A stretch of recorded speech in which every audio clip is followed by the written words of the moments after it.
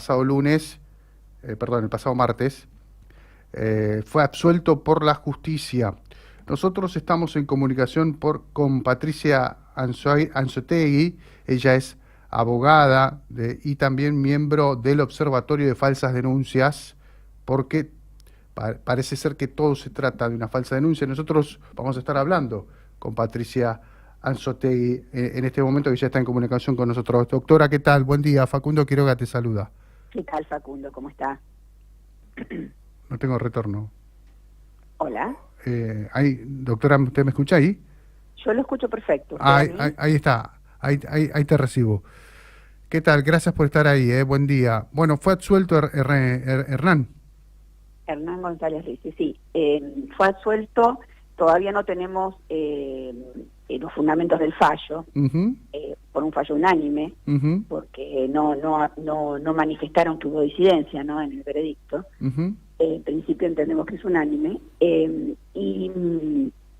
Y bueno, me parece que esto se hizo justicia porque realmente después de 12 años, 11 años que este hombre está luchando por su hija, acusado por una líder feminista del movimiento Mundanas, actualmente la señora Yamila Corín está en el Ministerio de la Mujer, dentro de una organización que se llama Tejiendo Matria, ¿no?, que da clases a promotoras de género, y que realmente esto es, yo creo que es el fin de todo esto que se ha implantado, ¿no?, que nos han implantado a los argentinos durante todos estos gobiernos kirchneristas, porque esto viene desde hace muchos años atrás, cuando traen la ley de violencia de género de España, ¿no?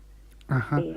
Así que esto tiene todo un proceso. En estos momentos, fíjense que ustedes saben que la repercusión del fallo para las feministas fue terrible, no se lo esperaban, no se esperaban la solución, pero en realidad se leía que iba a suceder eso porque trajeron testigos para mentir y agregar hechos y decir que el señor González Rice había violado a esta, aquella, la otra, la propia Corina, o sea, todas cosas que no habían sido denunciadas. Inclusive en el año 2018 implantaron una denuncia falsa de violación realizada por Natalia Boca a mi cliente, Sí. que salió sobreseído porque era un disparate, ¿no? Sí. Y la trajeron a mentir nuevamente. Tiene una denuncia que está archivada, pero ahora se la vamos a desarchivar, de falso testimonio, y la trajeron a mentir nuevamente. O sea, iban fabricando, sembrando testigos para cosecharlos en este juicio. Claro.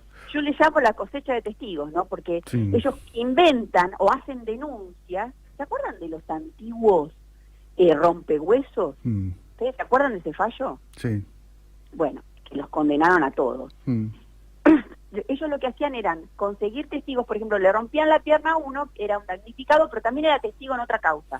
Esto es exactamente lo mismo, la misma mecánica. Por eso nosotros denunciamos en el 2019 a este grupo, porque esto empieza, este juicio empieza con un abogado que se dedica a esto, ¿no?, que es el rompehueso del ASI, ¿no?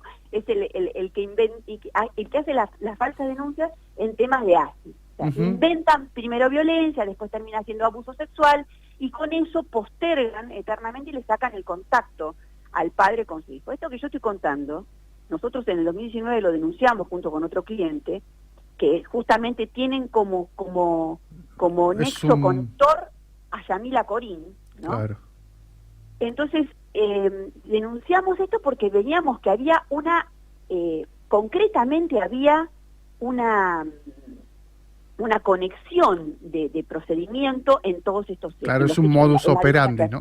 Como un modus... Exactamente, un modus operandi es la palabra correcta, ¿no? Ahora, Patricia, a todo esto, la supuesta víctima se quedó sin ver a su papá, con un escrache judicial mediático impresionante y un daño psicológico enorme, ¿no? Lo que pasa es que a Yamila Corín y a este séquito y a sus seguidoras, ¿no?, que fueron ayer, realmente fue el martes fue una escena realmente dantesca. Trajeron un montón de gente del movimiento Evita, de Madres de Plaza de Mayo. ¿Qué tiene que ver con una remera que decía son 30.000? O sea, una lucha que tiene que... Y después terminaron diciendo, cuando descubrieron, primero hablaban bien del tribunal, después descubrieron que realmente lo que había sucedido en el juicio, cuando se dieron cuenta que el tribunal no come vidrio, no como el fiscal, que fue una vergüenza. fiscal Morosi realmente es terrible que un fiscal haya tomado solamente parte de la prueba y haya acusado, porque esto es lo más grave. Claro. Un fiscal tiene que ser objetivo. Y la verdad que a mí no me deja otra opción que esto lo vea el procurador, que vea el alegato que hizo el fiscal. Ahora, hay que mostrarle al procurador sí, el alegato, porque fue vergonzoso. Ahora, doctora, es importante esto, ¿no? Subrayar el rol que tenemos nosotros los medios de comunicación cuando titulamos acusado por abuso sexual, porque eso ya indirectamente te incrimina para la opinión pública, ¿no? Para la justicia, no, que tiene sus tiempos, entiendo, pero eso ya te genera una condena social. Hay que entrenar un poco, ¿no? Eso. Bueno, ¿sabes cuál es el problema? Eso es lo que nos han impuesto, ¿no? Esto es la realidad. Ellas han logrado, porque fueron exitosas durante muchos años, que de la sola palabra de ellas... Claro, eso de que hay que creerle siempre a la víctima. Hay que creerle siempre a la supuesta víctima. La víctima claro. es quien transcurre el delito. Ahora, si yo invento un delito, no es la víctima de la persona que dicen acusar, sino que es la víctima, y sobre todo en un niño, es la víctima de ellas mismas. Esas madres protectoras son madres destructoras de vínculos. No es no son ninguna dechado de virtudes. Es un error que no se fijen que inventar un abuso es abuso. O sea, si yo a un chico le implanto que el padre lo abusó, la nena decía, porque esto es lo más terrible, ¿sabes lo que pasó en el juicio? Vinieron los peritos oficiales a declarar cuando la nena todavía decía, yo quiero ver a mi papá, mi mamá no entiende, y lo estaba anotado del puñolito y lo ratificaron frente a los jueces. Mi mamá no entiende que mi papá no me hizo nada. Claro. ¿No? ¿Qué edad tiene la nena ahora? Ahora la nena tiene 21 años, 22. Claro. O sea, es una nena grande, digamos que es una adulta. Sí. Lo más grave es que tuvo que escuchar las barbaridades que los mismos testigos que ellos traen, escucharon las barbaridades de que la madre engañaba al padre con el actual con la última pareja. O sea, tuvo que escuchar todo eso. Y además tuvo que escuchar que la tía que vino a mentir para tratar de desacreditar a una perita oficial que no lo logró, vino a mentir y resulta que había ocultado a la hermana que después de que se separa había tenido una relación con el señor González Rizzi, que no está prohibido por otro lado, pero tenía oculto. Entonces cuando se le preguntó lo negó, y vino otro testigo que trajeron ellos y lo confirmó, sí, salieron. Claro. Una locura, ¿no? Claro. Porque se escondían. O sea, pero este es el problema. Tuvieron que, esa chica tuvo que descubrir lo que había mentido todo ese tiempo su madre. Entonces, yo creo que lloró porque se dio cuenta de que la madre no puede seguir engañando a nadie más. Ese es el problema. No puede seguir engañando a nadie más. Doctora, con respecto a la frase que se dice, que existe una justicia patriarcal. Pero por favor, con esto hemos evolucionado. No es un fundamento para ese discurso esto que ha ocurrido. Pero qué justicia patriarcal si en la mayoría de las provincias les va fantástico. Este tribunal, yo lo que quiero decir es algo, primero, así como tenemos un fiscal que no dio el target, la verdad, porque yo me gustaría mostrarle lo que hizo el fiscal en el alegato. Realmente fue vergonzoso. Trajo como fundamento La Naranja Mecánica, una película que encima la interpretó mal. Sí. Le digo, y un artículo de Infobae científico, supuestamente, psicoanalítico, que por otro lado le aviso al fiscal que el psicoanálisis no sirve para los forenses, para eso hay protocolos, ¿no? Entonces, pero el tema es que el desconocido no entendía las preguntas. Yo preguntaba y él me decía, no entiendo la pregunta. Entonces la presidenta tribunal dice, yo sí entendí, doctor, o sea, como diciendo, esto es grave, o sea, que haya profesionales poco formados, con un tribunal muy formado, porque los tres jueces son 3 jueces muy formados en todo, o sea, en la parte psicológica, en la parte científica, y nosotros además planteamos el tema de lo que viene diciendo la casación, que hay que usar prueba científica para una condena. Tal cual. ¿Entienden? Y yo quiero decir algo más que me parece que es importante. Esto no empezó ahora, esto empezó con el estudio del doctor Juan Pablo Gallego. Esta es la realidad, que está denunciado por nosotros. Bien. Y que además entiendo que esto no le pasa solamente a mi cliente, le pasó a todas las personas que han atravesado en contra que fueron acusadas por este señor. ¿Sabes lo que nos pasa? Que cuando Lo que hablamos nosotros, mirá que cuando tenés una denuncia por abuso, por violencia de género, no salís más de esa mancha, no te la sacás nunca Bueno, más, pero nunca más. no, bueno, pero hay que empezar a trabajar, hay que ir a los que fomentan esto, a los que ganan plata con esto. Pues ese es el otro problema. Además, por supuesto que a mí me gritaron de todo cuando salí. Imagino. Y yo digo, pero ¿y no se acuerdan que Juan Pablo Gallego fue el abogado del pedófilo Corsi, que fue confeso además? O sea, ese es el problema. Tiene su matriz empezó con un pedófilo. Entonces, estas conductas de esta gente, de estas estúpidas que realmente van a salir a favor de supuestamente abusos y denuncian cualquier cosa, están favoreciendo justamente a los grupos de pedófilos, porque un chico sin padre es un chico protegido. Sí, tal cual. Es el tema. Ahora, entonces, durante estos 11 años, ¿Hernán González Reyes estuvo preso? No, nunca, nunca, gracias a Dios. Pero ojo, que esto está en la provincia de Buenos Aires. Yo hoy tengo que ir a Mercedes a escuchar un veredicto. Sí. No sé qué me voy a encontrar con Mercedes, porque lo que dicen, nosotros en el observatorio tenemos información, Mercedes es un punto caliente, a todos los condenan. No salen sentencias con disidencia, o sea, fíjate qué poco que un juez tiene una disidencia, tiene que tener honestidad para hacerla. Pero yo no sé si es porque no quieren trabajar o porque quieren sacar un fallo contundente. O sea, lo que hay que empezar es a denunciar a los fiscales que acusan cuando no tienen pruebas, porque hemos tenido casos en Capital. Capital es el lugar un poco más avanzado en temas de tecnología o de ciencia, ¿no? Porque entienden, por ejemplo, los distintos protocolos, todo. Pero existe una... No tengo prueba para pedir una condena. Patricia, ese es el principio de objetividad. ¿Existe una tendencia del fiscal para derivar el caso hacia la culpabilidad, por decirlo de alguna manera? Totalmente. Con este tipo en provincia es una bajada de línea. Claro. Eso es una bajada de línea. Claro. Y lo peor de todo es que hay que empezar a denunciar cuando no cumplen con el principio de objetividad que está en la reglamentación de los fiscales. Siempre tienen un artículo que es el principio de objetividad. O sea, si ellos no tienen prueba, no pueden acusar, porque le están jorobando la vida a una persona y a toda la familia. Claro. Esto ha destruido familias. O sea, yo creo que se está empezando a acabar, porque ya los jueces se dieron cuenta que se les desbordó los juzgados con todo. Todo es abuso. Claro. Hasta las maestras, ¿viste? Agarran y te dicen, ay, sí, para mí el nene está abusado porque dibujó algo fálico. O sea, ¿quiénes son ellas para dar esa opinión cuando no son expertas? ¿Viste? Porque los chicos dibujan de todo, ¿no? Es que, ¿viste? Le decís, dibujó un obelisco, depende de la consigna que le dé. Entonces te hace y después eso aparece en una causa penal. Mire, dibuje cosas fálicas. Total. O sea, esto nos ha pasado. Ni hablemos de las psicólogas particulares que hacen justamente, que son funcionales a la que la contrata y van llevando a los chicos para convertirle los juegos con el padre en un acto abusivo y después eso termina en un juicio. Patricia, ahora, cuando hablas de que todo esto se hace por plata, ¿hay mucho recurso destinado a esto? Comparado a otros casos, ¿no? Por ejemplo, de un choque, por ejemplo, de tránsito. Es que el Ministerio de la Mujer tiene 4 veces más presupuesto que seguridad. Bueno, ahora con el cambio de gobierno quizás esa cuestión se termine, ¿no? Están como locas porque se le acaba el negocio. Yo me pregunto, ¿no? ¿Cuánto gana una promotora de género? ¿Cuánto le pagan, no? Y si no hay un chocolate blanco feminista ahí, porque ojo que al Ministerio de la Mujer, ¿no? Al Ministerio de la Mujer le sobró la mitad del presupuesto y no lo quiso devolver, entonces empezó a derrochar plata sin perjuicio de que se la deben haber dado para la última campaña Massa, pero independientemente de eso hay que hacer una buena cuenta ahí, ¿eh? El gobierno que viene tiene un problema bien grave, que es qué hicieron con la plata que le dieron 4 puntos más del PBI a ellas.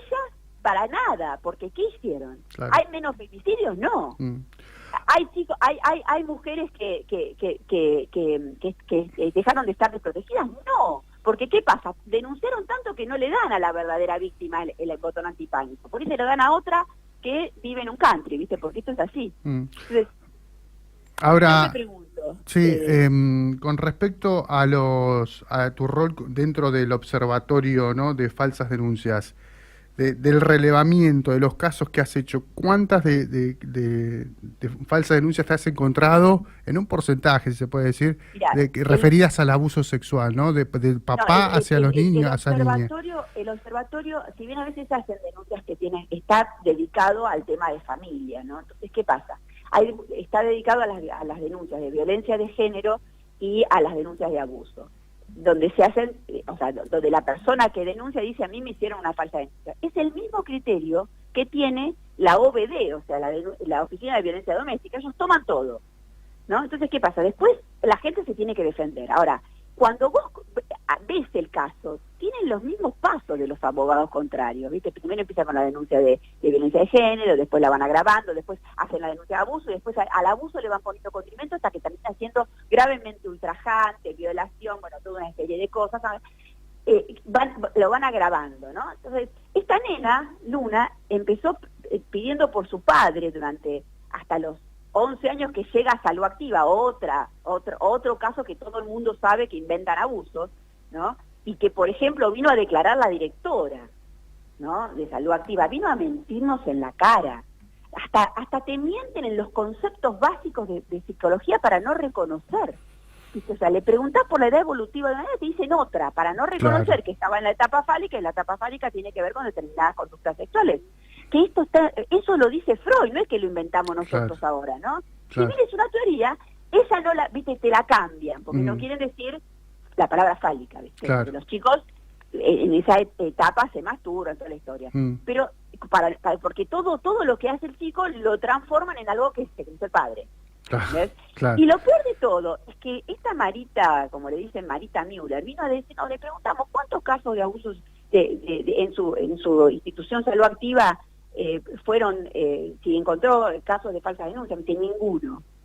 Ninguno. Después en el alegato nosotros le encontramos, justamente le presentamos el caso de su hija, que fue absuelto el muchacho, lo absolvieron, y donde el fallo contemplaba un párrafo donde decía que la psicóloga de Salud Activa, amiga de ella, que escribe los libritos juntos con ella, había dicho que todos los chicos tenían piojos, eran abusados. O sea, que si bien no era científico, era lo que sucedía, que se le dejaba el abusador y se le iban los piojos. Una cosa, no, ese es el nivel, ese es el nivel, y con ese nivel, viste, le han robado plata a un montón de mujeres, las han convencido que el padre abusó del niño, inclusive algunas inocentemente, y otras no es el caso de Yamila Corín, que lo hizo, pero concretamente en un ataque frontal con él, ¿no? Y por supuesto que ocultó que ella, nosotros presentamos los mails donde le decía justamente que lo amaba, que esto, que lo otro, que le daba pena a su actual pareja, pero que ella lo amaba. O sea, todo esto lo ocultó, se lo ocultó a su hija, se lo ocultó durante todo el tiempo hasta que se encontró ese mail. Claro.